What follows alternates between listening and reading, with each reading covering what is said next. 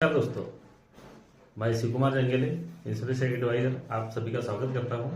दोस्तों, आज हम शिवाजी महाराज की जयंती मनाने जा रहे हैं, जो ना एक योद्धा थे, बल्कि वह दूरदर्शी एक नेता थे।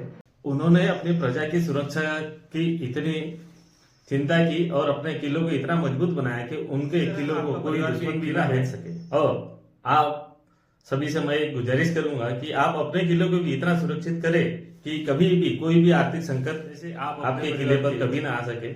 सुरक्षा के लिए आर्थिक संकट कभी ना आए, इसके लिए आप लाइफ इंश्योरेंस ले सकते हैं और मेडिकल के खर्चे बचाने के लिए आप हेल्थ इंश्योरेंस ले सकते हैं।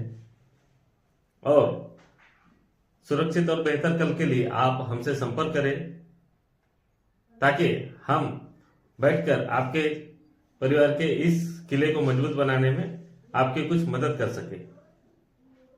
जय भवानी, जय शिवाजी।